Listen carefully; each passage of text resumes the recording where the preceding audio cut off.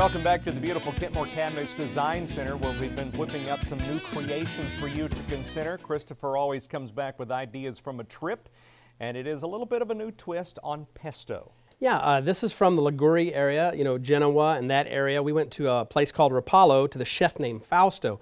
And one little twist that he had on his pesto that I hadn't seen, number one, is a lot less garlic than we normally use here. And 3 types of cheese in it. Normally we just put Parmesan.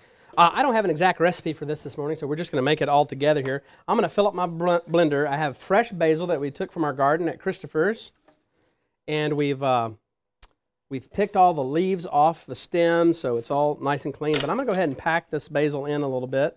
Not too tight, but I'm going to pack it in there.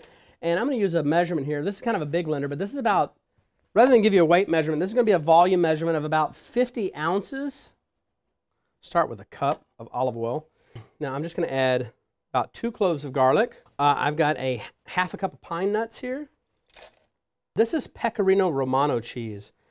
You can get it at Reedfield Meats. They still carry this, one of the few places that still carry it.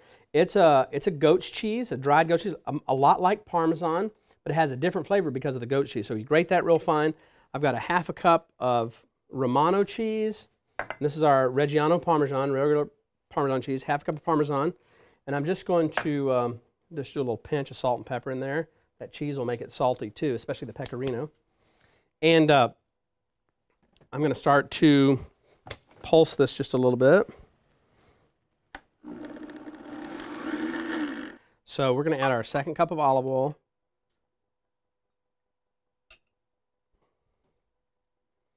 Okay, let that get down in there. Add a little pinch more of salt and pepper.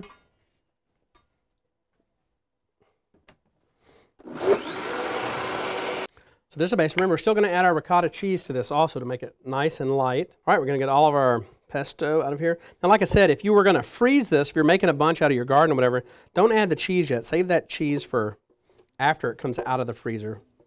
So I've got 1/3 of a cup of ricotta cheese here. I'm just going to fold in that. I'm going to take a look at it and see if I'm going to do another one like that.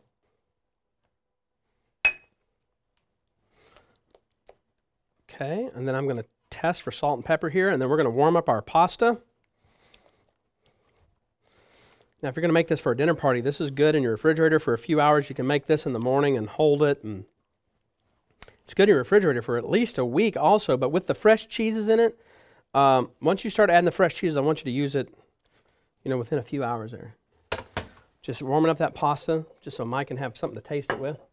Our pasta is al dente. I'll drain that out.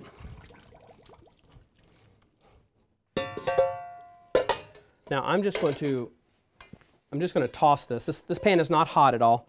I just want to toss our pasta, drain it out real good. I want to toss our pasta in this pan with our, so just enough sauce to coat the pasta, not really crazy heavy. And then we will plate that.